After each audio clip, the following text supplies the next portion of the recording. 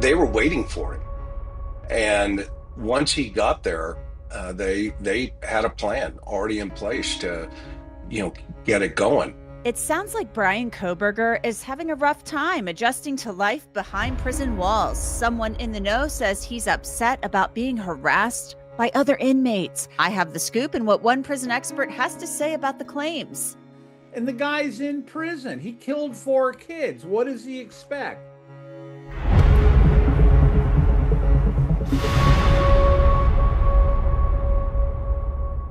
Welcome to Crime Fix. I'm Angenette Levy. Bryan Kohberger is an admitted mass murderer. There's no doubt about it. But at Idaho's maximum security institution, he's simply known as inmate 163214. But that doesn't mean the other inmates don't know who he is and why he is there. And let me tell you, murdering 4 beautiful college students you've never met doesn't exactly make you a popular guy when it comes to fitting in prison. Yes, prison is full of criminals, but this crime was heinous. It was a heinous, heinous crime. Murdering women and a young man in their sleep and possibly chasing one of them down. It's an act grounded in absolute cowardice. Bryan Kohberger is not a tough guy. He's a coward who apparently derived some type of pleasure out of attacking defenseless women in their sleep. It's sick. Kohberger admitted to murdering Maddie Mogan, Kaylee Gonsalves, Ethan Chapin, and Xana Kernodle in the early morning hours of November 13th, 2022. He was sentenced to 4 consecutive life sentences on July 23rd, and he was immediately transferred to Idaho's maximum security institution in Kuna, just south of Boise. It took a little more than a week for prison staff to assess Kohberger. He was moved to J Block, where he is kept in a cell for 23 hours per day. He gets out 1 hour of day for rec time outside in an area like this. And anytime he is moved, Bryan Kohberger is in restraints. He also only gets to shower every other day, which he probably doesn't like. An inmate in the Layton County Jail reported to detectives that Kohberger took hour-long showers each day. He's been described as a clean freak, a bit of a germaphobe. And now there's a report that Kohberger is upset about the conditions in J Block, that inmates are harassing him through the vents, and that he has complained about the treatment to prison staff. And now the Idaho Department of Corrections has actually confirmed that Bryan Kohberger has complained about being taunted by other inmates. I'll have more on the DOC's response here in just a little bit. I cover a lot of really scary crime stories here on Crime Fix, and if it's taught me anything, it's that privacy and personal safety absolutely cannot be compromised, especially when it comes to your personal info online. You would be really shocked at how much of your data, like your name, phone number, even your home address, is just floating around the internet for data brokers to find and sell. Ever wonder why you get so many of those annoying spam calls and emails? Well, that's why. Our sponsor, Incogni, is a crucial tool that helps you take back control by automatically identifying which data brokers have your info and then demanding they remove it. Incogni actually found more than 50 brokers with my information, and within days, they started getting me removed. It's really easy to use. Just create an account, authorize Incogni to act on your behalf, and let them handle the rest. And now, Incogni users, they can wipe their info from an even wider range of websites with the unlimited plan's new custom removals feature. All you need to do is copy and paste the links to sites where you've noticed concerning data breaches cropping up and creating issues in your life, and a team of privacy specialists will take care of the rest.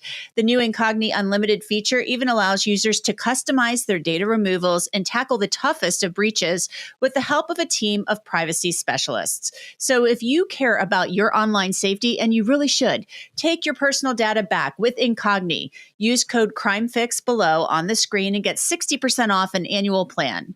So the man who has the big scoop here is Chris McDonough. He is the host of The Interview Room on YouTube. It's a great, great channel. You should check it out. He's also the director of the Cold Case Foundation and a retired homicide detective. So Chris, thanks so much for coming on. Thank you. Yeah, I'm so excited to have you. What are you hearing coming out of the Idaho Maximum Security Institution, where Bryan Kohberger appears to be the newest resident of J Block? Well, it sounds like Bryan is having quite a difficult time because the other inmates in the area that he's at in the J block there, in what they call the special housing at the maximum security prison, they are taunting him through the venting system. And they somehow have created an alliance together to where they are keeping him up at night purposely, but they're kicking the doors, they're whispering or whatever they're doing, but it's driving him absolutely crazy. So Bryan Kohberger, when he was incarcerated in Ada County and then before that in Latah County, he was probably kept separated from other inmates, of course, for his own safety. The same is happening here because he's in the long-term restrictive housing. But county jail, way different than maximum security prison. And so these inmates in there, who are in there with him, they're the worst of the worst, just like him. They absolutely. Yeah, absolutely. And it is, to your point, the county jail system is just established, essentially to get them through, the court system and or up to a year in, let's say, county punishment, right? Meaning they're sentenced to a year in the county jail system. So they'll stay there. But once an individual their case has been adjudicated, they've been sentenced, like Bryan Kohberger, then the jail system shifts over to the Department of Corrections. And so they, at that point, then send him on to the IMAX where he's at right now.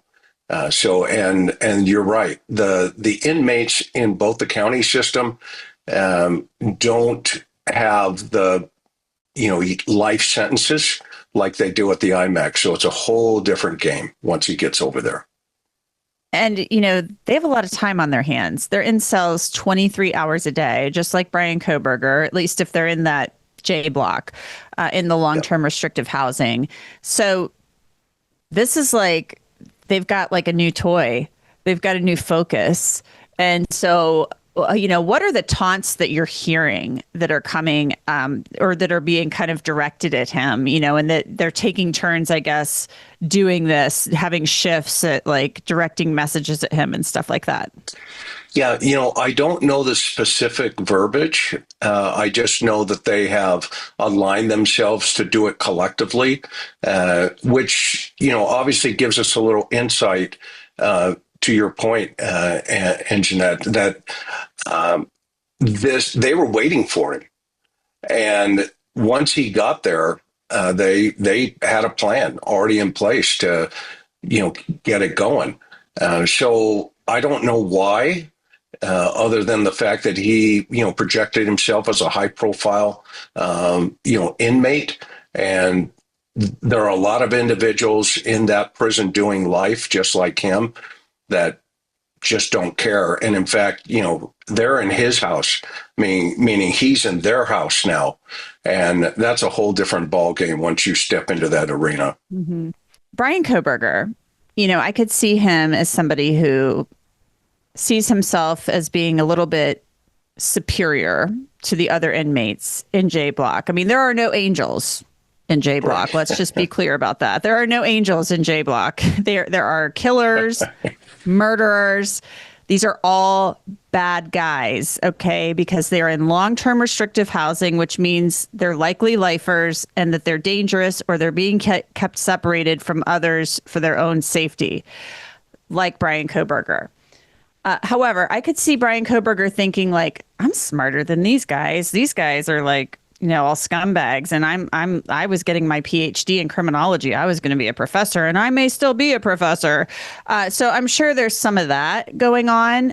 They may think that he is weak. I could see them looking at him as being weak because he is somebody who targeted women in their sleep. Yeah.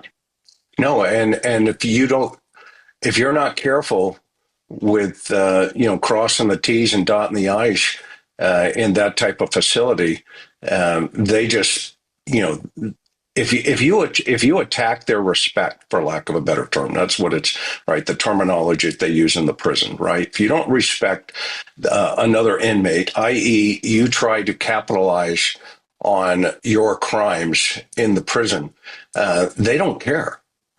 They have their own, baggage that they've brought with them. And some of those people and inmates are in there, like you said, are the worst of the worst. And they're in protective custody, not necessarily to keep them safe, but to keep other inmates safe.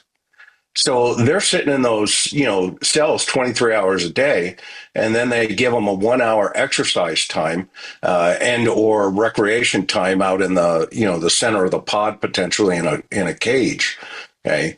And at that point, all the other inmates are looking through their cages at the other lion out in the middle of the pod. And they start kicking the doors, they start yelling, they start taunting. And I don't think Bryan Kohberger mentally had prepared himself for that type of environment. It is literally an environment where people walk in and they look at you sitting in a cage, no different than going to the zoo and looking at a lion. The trial probably is looking pretty good right now. Maybe he's thinking that. Maybe I should have rolled the dice here. I don't know what he's thinking.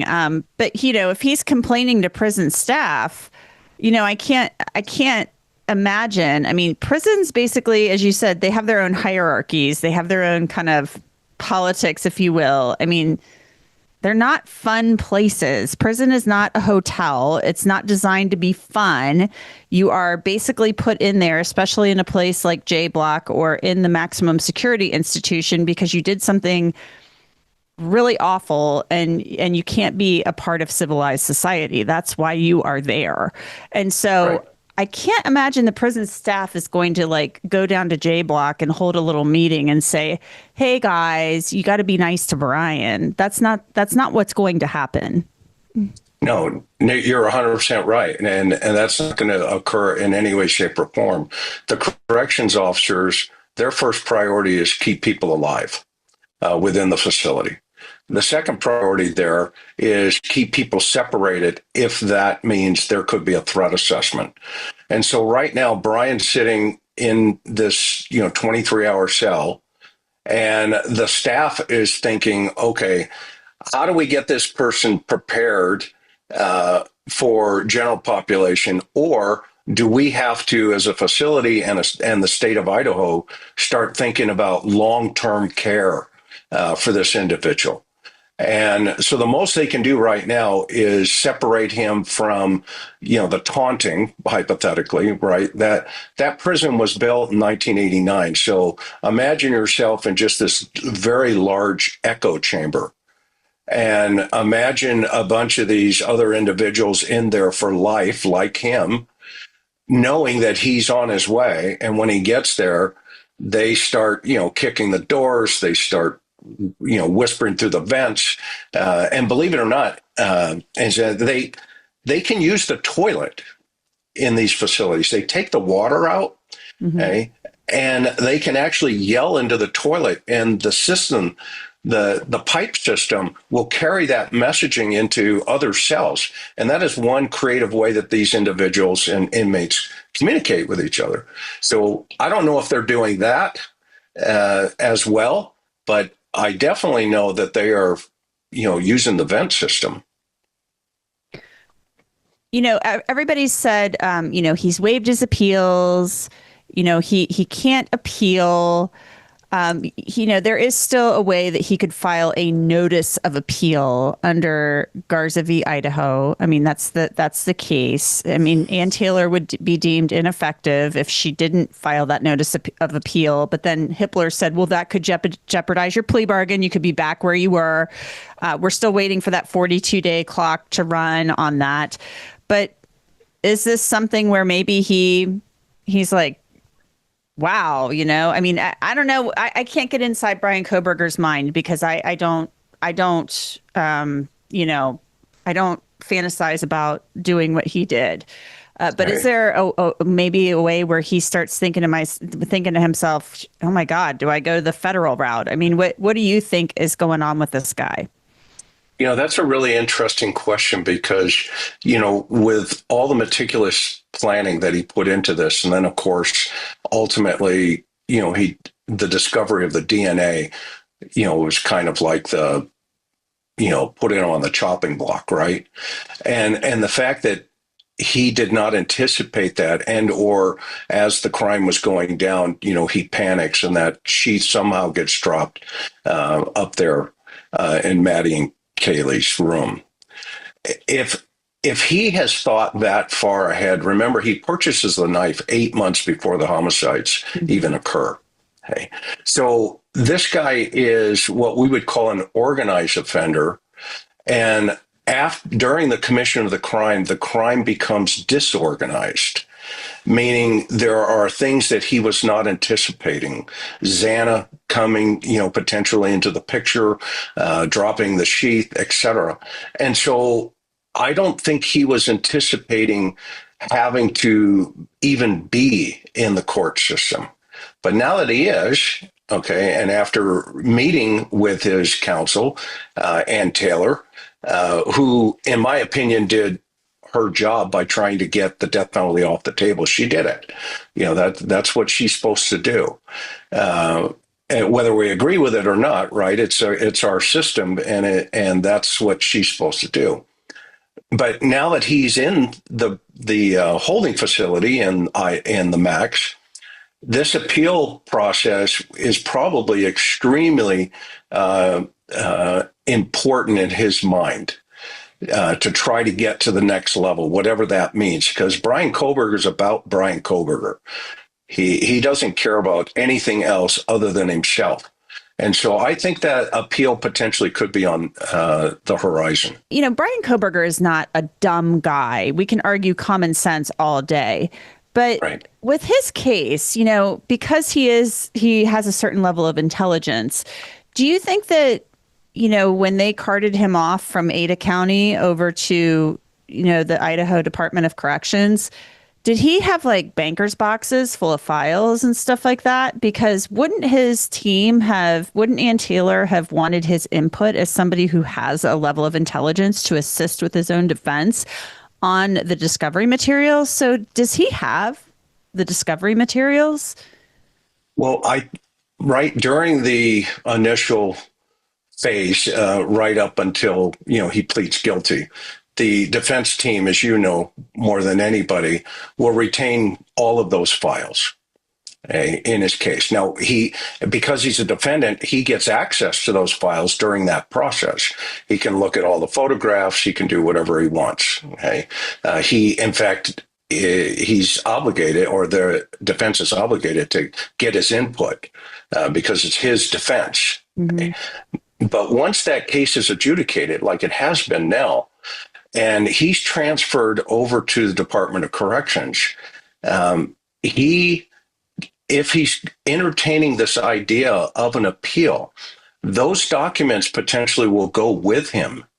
And they may be retained by, the staff, but they can't go through them. And at some point, if he says, hey, I want to see my legal docs, those documents are brought into his cell. And he now has full access to each and every document inside of that case file. Now, and if we think about how grotesque that may sound, just think, this is the guy that slaughters 4 innocent sleeping college students. He was there. He did it. He said he was there. He said he did it. But now he gets the photographs of all of his sick, horrible fantasy work. And he gets to keep those photographs in his cell for as long as the legal process is moving forward. They're souvenirs. As souvenirs. It's horrible to even think about for the families to even try to process that piece of the puzzle. It's horrific. And that may be happening. Chris McDonough, thank you so much for joining me. I appreciate it. Thank you so much for having me here. I want to turn now to Larry Levine. He is the director and founder of Wall Street Prison Consultants, also the author of Prison Politics 101, a how-to guide to get along and get by behind prison walls. Larry, welcome back to Crime Fix. I appreciate you coming back on. I want your response to all of this news about Bryan Kohberger allegedly, I say allegedly because I haven't heard back from the prison yet, being tortured and tormented through the vents by other inmates in J Block. Yeah, well, he's not being tortured. It's more of psychologically tortured, but this stuff happens. They're telling him they're going to kill him. They're going to get to his family. They're going to rape him. They're yelling through the vents. They're pounding on the walls. They're getting into his head. But when it comes down to it, they can't, there's nothing that can be done. They can't get to him. And the guy's in prison. He killed 4 kids. What does he expect? He doesn't have a popular crime or anything. A bank robber would get more respect than him. A drug dealer. This guy's got nothing coming. And think of it like this. The cops hate him too. There's no question about that. And it's like when I was in custody, we had people that were there for kiddie porn. And they would lie and say they were there for fraud or drugs or something. And then the cops would be the ones that would tell the inmates what they were there for, because the cops didn't like him either. So the inmates could torment him or torment them. So the cops are under no real obligation to do anything to stop this. He's just going to have to suck it up now for the rest of his life. That's a fact. The reporting is, and, we heard from Chris McDonough earlier in the program, he is getting this word. He has a lot of sources. He's a former law enforcement officer. He is getting the word that Kohberger is complaining about this, that he doesn't like it.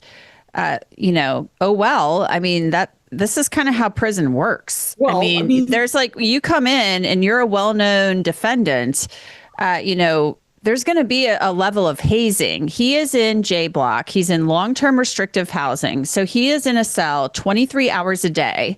He gets out in the rec yard for 1 hour a day.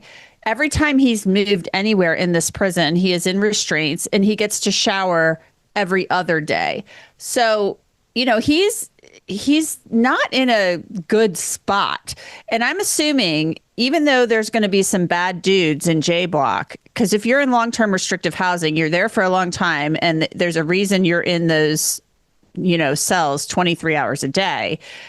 They're probably the prison guards are probably like, well, this is just how it goes. You're going to kind of get hazed. You're going to get razzed.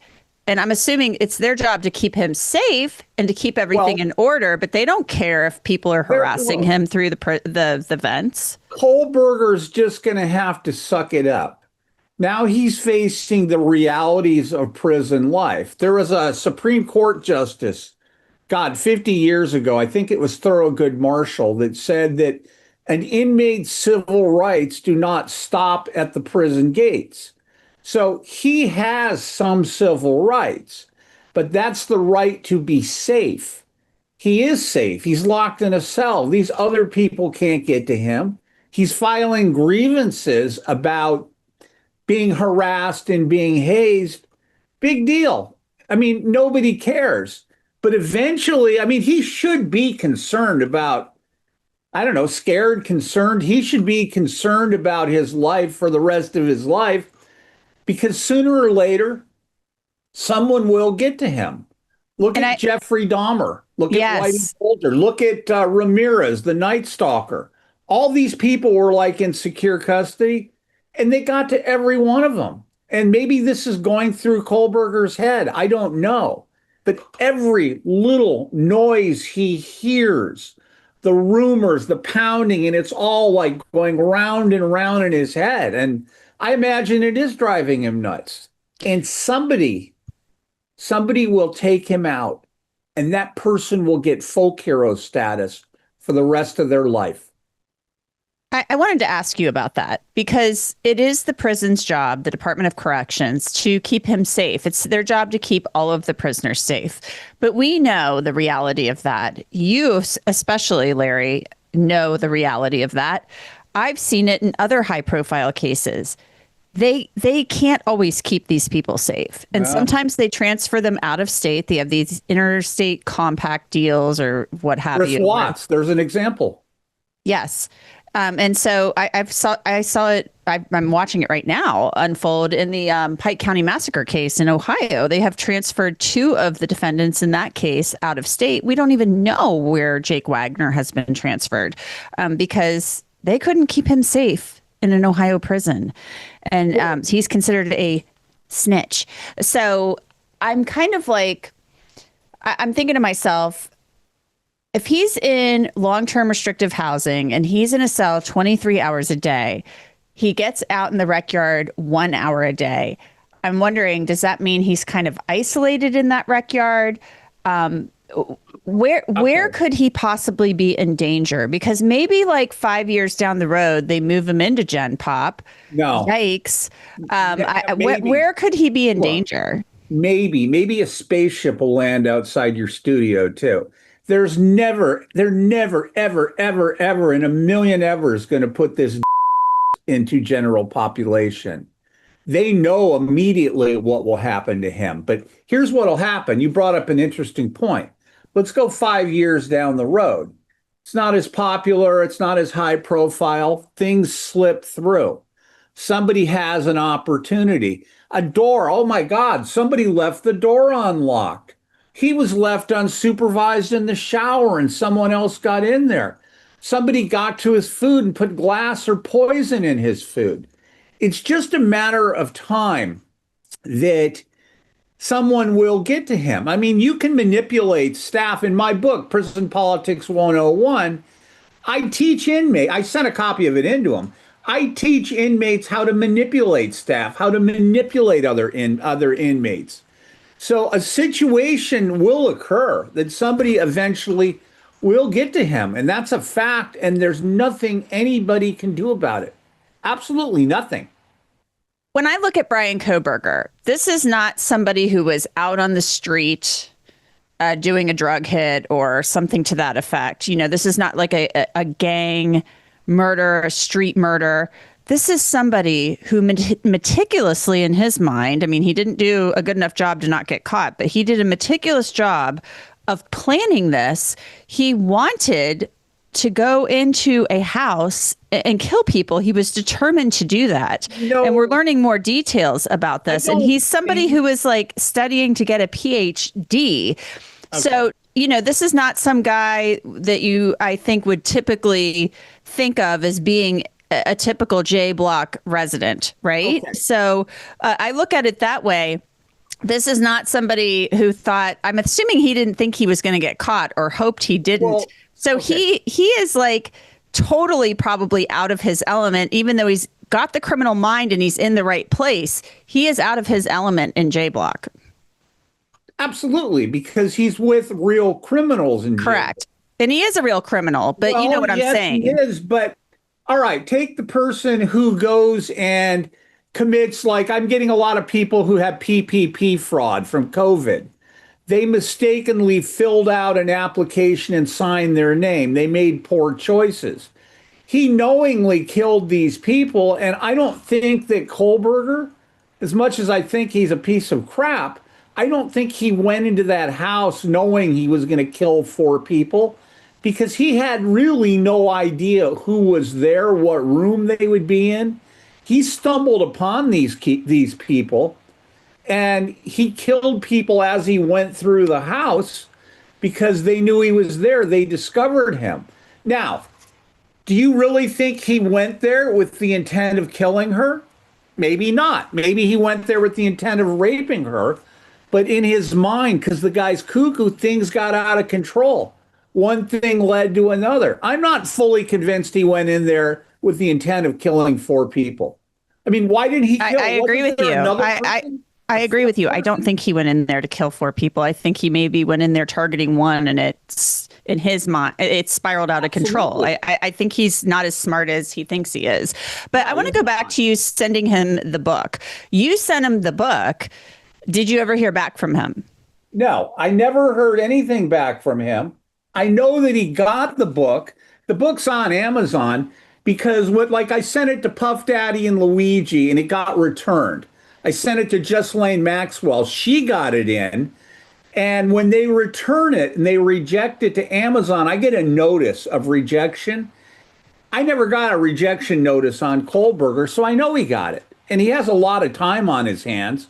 So maybe he did read it. He should live by my book because this might just save his life one day. Well, Larry Levine, any final thoughts on Bryan Kohberger behind prison walls and all this talk about him being razzed? Yeah, I hope he has a miserable existence. He's scared for the rest of his life, and when the time comes that someone can get to him, that he suffers as much as those 4 kids did. Larry Levine, thank you so much for coming on. I appreciate your time. Certainly. Now, after I recorded those interviews, a spokesperson for the Idaho Department of Corrections responded to my email asking about all of this. And he actually said that, yes, Bryan Kohberger has complained about what he considers taunting by other inmates. This spokesperson went on to say that it's very common for inmates in prison to try to communicate with one another. He also said that Kohberger is housed alone in a cell and that the Department of Corrections is committed to providing a safe and secure environment for all incarcerated individuals. So guess what? There you have it. We'll keep an eye on all of this. Thanks so much for joining us for this episode of Crime Fix. I'm Angenette Levy. I'll see you back here next time.